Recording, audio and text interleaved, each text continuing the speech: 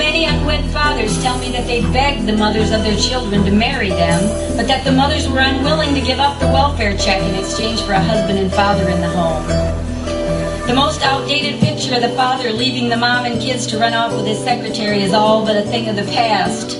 In Southwest Michigan, 98% of the divorces are initiated by mothers and unwanted by the father. These aren't abusive fathers either.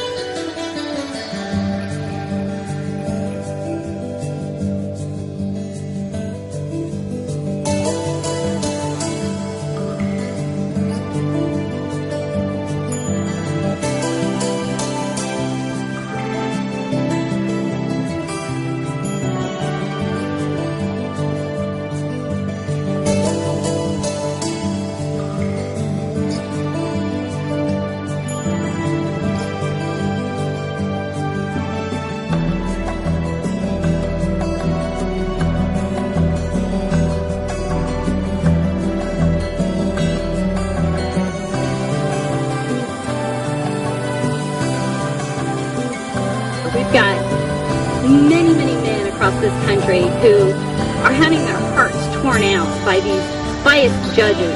And when they lose access to their children, a lot of them commit suicide. I mean, back in the year 2000, we had over 11,000 suicides by men who were denied access to their children. Why? Why is this happening?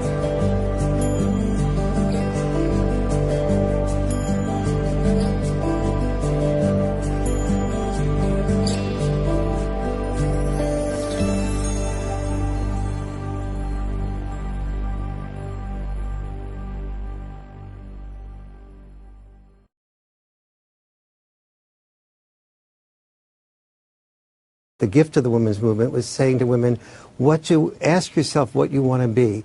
Don't tell yourself ahead of time, I have to be a mother, I have to be in the workplace. Men today in 2009 are pretty much where women were in 1959. We're about 50 years behind women in terms of asking, who do I want to be? If I want to be a full-time dad, there's not permission for me to do that. The mom can say I can be full-time in the workplace or full-time with the children or do some combination of both. Right. Whereas the man says, I have three options too. I can work full-time, I can work full-time, or I can work full-time. And so it's these questions that really that men need to be asking. Men are committing suicides at much higher rates than women are. When women and men separate or divorce, men commit suicides at 10 times the rate. 82% of the people who have lost jobs since the recession are males. Something's going on that needs to be paid attention to, but it's not men imitating climbing a ladder. It's men asking, who do I want to be with my life? That's what the women's movement gave to women, but nobody has given that to men.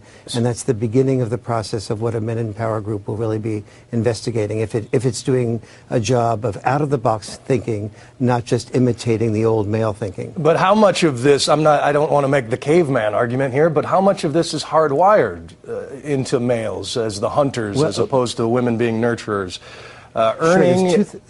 Earning equals status and status equals sex, so a lot of it is biological.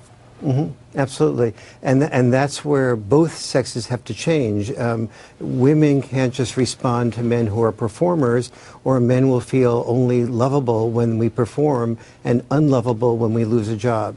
And so it's not just, we're all in this boat together, and the women's movement taught women to row on the left and the right side of the boat, but men still only know how to row on the right side. And the problem with that is that when women exercise their full range of power, the boat goes in circles because they're both rowing on one side because men don't know how to switch to raising children or rowing on the other side of the boat. That's a fascinating, interesting topic. We appreciate your insight. Warren Farrell, thank you. Thank you.